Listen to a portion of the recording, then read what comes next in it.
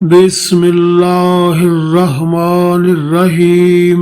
دوستو، روایت ہے کہ حضرت علی المرتضیٰ کرم اللہ وجہ الکریم نے حضرت عمر فاروق رضی اللہ تعالی عنہ سے فرمایا، اے امیر المومنین، اگر آپ کی خوشی یہ ہے کہ آپ اپنے دونوں ساتھیوں نبی کریم صلی اللہ علیہ وآلہ وسلم اور حضرت ابوبکر صدیق رضی اللہ تعالی عنہ سے جا ملیں تو آپ اپنی امیدیں مختصر کر دیں اور کھانا کھائیں لیکن پیٹ نہ بھریں، اور لنگی بھی چھوٹی پہنیں اور کرتے پر پیوند لگائیں اور اپنے ہاتھ سے جوتی گانٹھیں۔ اس طرح کریں گے تو ان دونوں سے جا ملیں گے۔ حضرت علی المرتضیٰ کرم اللہ وجہ الکریم نے فرمایا، خیر یہ نہیں ہے کہ تمہارا مال اور تمہاری اولاد زیادہ ہو جائے، بلکہ خیر یہ ہے کہ تمہارا علم زیادہ ہو اور تمہاری بردباری کی صفت بڑی ہو۔ آپ رضی اللہ تعالی عنہ نے فرمایا کہ اپنے رب کی عبادت میں تم لوگوں سے آگے نکلنے کی کوشش کرو۔ اگر تم سے نیکی کا کام ہو جائے تو اللہ کی حمد و ثنا کرو، اور اگر برائی کا کام ہو جائے تو اللہ سے استغفار کرو۔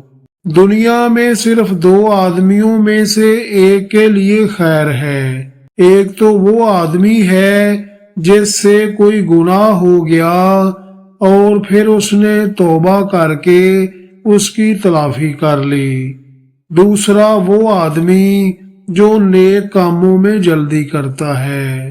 جو عمل تقوی کے ساتھ ہو وہ کم شمار نہیں ہو سکتا، جو عمل اللہ کے ہاں قبول ہو وہ کیسے کم شمار ہو سکتا ہے؟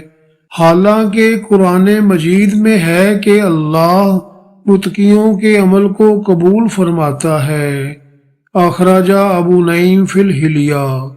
حضرت علی المرتضیٰ کرم اللہ وجہ الکریم نے فرمایا، توفیق خداوندی سب سے بہترین قائد ہے اور اچھے اخلاق بہترین ساتھی ہیں۔ عقل مندی بہترین ساتھی ہے، حسن ادب بہترین میراث ہے، اور عجب و خود پسندی سے زیادہ سخت تنہائی اور وحشت والی کوئی چیز نہیں۔ عند البیہقی و ابن عساکر کذا فی الکنز۔ حضرت علی المرتضیٰ کرم اللہ وجہ الکریم نے فرمایا، یہ مت دیکھو کہ کون بات کر رہا ہے، بلکہ یہ دیکھو کہ کیا بات کہہ رہا ہے۔ آپ رضی اللہ تعالی عنہ نے فرمایا، ہر بھائی چارہ ختم ہو جاتا ہے، صرف وہی بھائی چارہ باقی رہتا ہے جو لالچ کے بغیر ہو۔ اخرجہ ابن سمانی فی الدلائل۔